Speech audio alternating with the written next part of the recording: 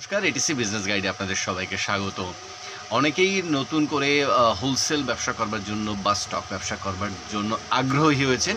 আমার ভীষণ ভালো লাগছে। সেই কারণের জন্য আমি দেখছি যে ইদানিং ইউটিউবেই এটা ট্রেন্ডিং একটা টপিক হিসাবে দেখাচ্ছে। আমার ওই বিষয়ে একটা ভিডিও আছে। তো যারা স্টক ব্যবসা করতে চাইছেন, যারা মনে করছেন আমি একটা প্রোডাক্ট এখন তুলে রাখবো, 6 মাস বা 1 বছর পরে বিক্রি করব, বা 3 মাস পরে আমি যখন দাম পাবো অ্যাকচুয়ালি তখন আমি বিক্রি করব। কারণ স্টক ব্যবসার ক্ষেত্রে পয়সাটা একটু বেশি লাগে, আপনারা জানেন অবশ্যই। ইনভেস্টমেন্ট বেশি না হলে স্টক ব্যবসা করা যায় না। জায়গা লাগে, সেগুলোর যত্ন সহকারে রাখতে হয়।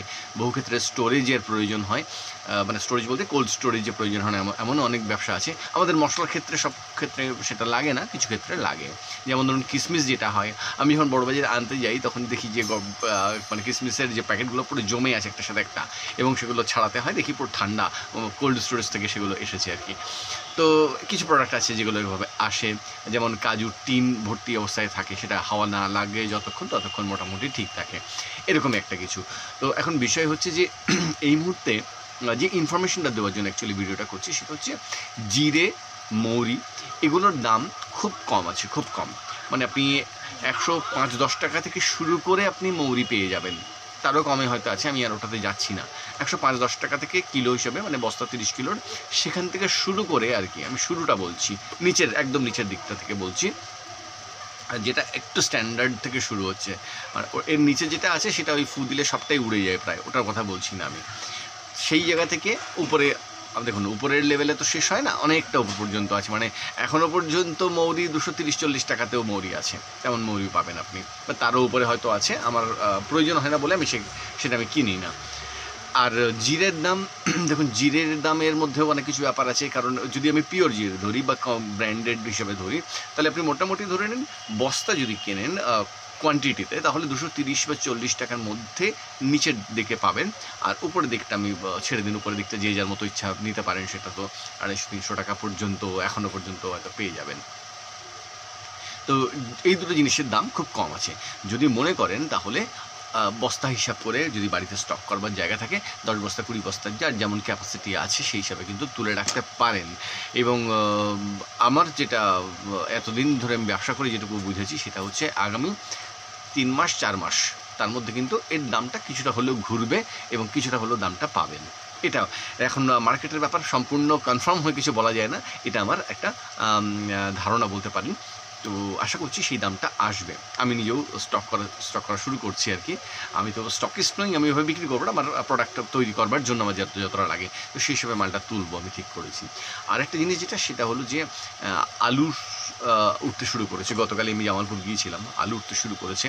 যদি কেউ মনে করেন আলু, অবশ্যই তুলে রাখতে পারেন। এখন মোটামুটি 500 থেকে 550 টাকার মধ্যে বস্তা, হয়তো আরও কমে আছে, কোয়ালিটির উপরে নির্ভর করে নিয়ে নিশ্চয়ই কম বেশি আছে। তো কালকে আমি যার কাছে গিয়েছিলাম তার থেকে যেটা শুনলাম, মোটামুটি 500 থেকে 550 টাকা আপনি আলুর বস্তা পাবেন। সেটা চাইলে কোল্ড স্টোরেজে রাখতে পারেন, যার যেমন ক্ষমতা, 100 বস্তা 200 বস্তা যে যেমনটা পারবেন ততটা রাখুন। 3 মাস 4 মাসের মধ্যে আশা করি কিছু অনেকটা, মানে অন্তত এই 10 টাকাটা 15 টাকা হয়ে যাবে। প্রতি বছরে সেটা হয়ে থাকে। 20 টাকা বাজারে তো পাওয়াই যাবে, তো তখন অন্তত 15 টাকা এসে যাবে।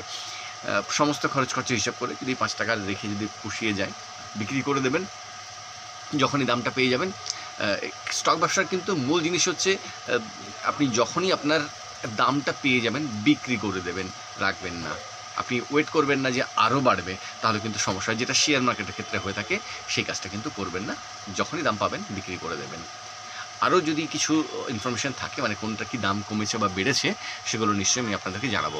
এলাচের দাম এখন একটু কমেছে, মানে যেটা 3200-3300 চলে গিয়েছিলো, সেখান থেকে কমে 3000-এর কাছাকাছি দামটা এসেছে। আর কতটা কমবে এখনও বুঝতে পারছি না। মোটামুটি 3000 টাকা বড় বাজারের রেট আছে। বাইরে হয়তো আরও 50 টাকা 100 টাকা কম হতে পারে। অন্যান্য মার্কেটে বড় বাজারের রেট মোটামুটি 7 mm এলাচের কথা বললাম, 7.5 বা 8 mm সেই হিসাবে কম বা বেশি হবে, পরপর যাবে। আর লবঙ্গর দাম একই জায়গায় আছে।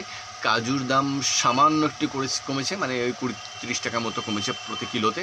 কিশমিশের দাম একই জায়গাতেই আছে, হতে পারে আরও একটু বাড়বে, কারণ সামনে ঈদ আছে বলে।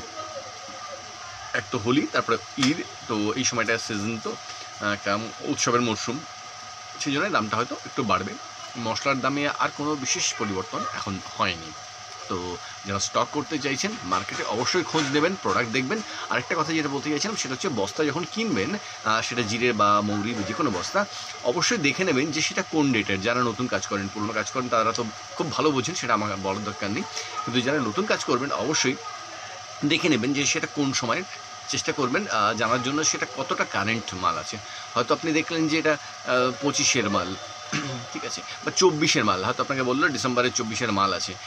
আপনি বুঝতে পারবেন না যদি এক্স্যাক্টলি না লেখা থাকে, তাহলে ডিসেম্বরের মানে আজকে ধরুন হয়ে গেল জানুয়ারি, সরি মার্চ এসে গেল, তো মার্চ মাস। এবারে যে কেউ যদি আপনি যদি দেখেন যে 25-এর মাল সেটা, তাহলে সেটা 25-এর মার্চের মাল না জানুয়ারির মাল, সেটা আপনাকে বুঝতে হবে। তার সেই জিনিসটা কত দিন সেটা ভালো থাকবে সেটা কিন্তু অবশ্যই বুঝতে হবে, এবং সেইটা বুঝেই কিন্তু আপনাকে মালটা তুলতে হবে। এটা দেখে নজর রাখবেন যে সেটা যতটা কারেন্ট হবে তত বেশি দিন আপনি স্টকটা রাখতে পারবেন, ঠিক আছে। সব কিছুই তো খারাপ হতে থাকে, সেটা কিন্তু মাথায় রেখে অবশ্যই তুলবেন। আশা করছি যেটুকু ইনফরমেশন দিলাম সেটুকু কাজে লাগবে। ভালো লাগলে একটা লাইক দেবেন। অনেকে কমেন্ট করছেন, ভীষণ ভালো লাগছে যে আপনারা আমার ভিডিও দেখছেন এবং সেটা আপনাদের হয়তো ব্যবসার প্রতি কিছুটা আগ্রহ তৈরি করছে, সেটা জেনে আমার ভীষণ ভালো লাগছে। ভালো থাকবেন, সুস্থ থাকবেন।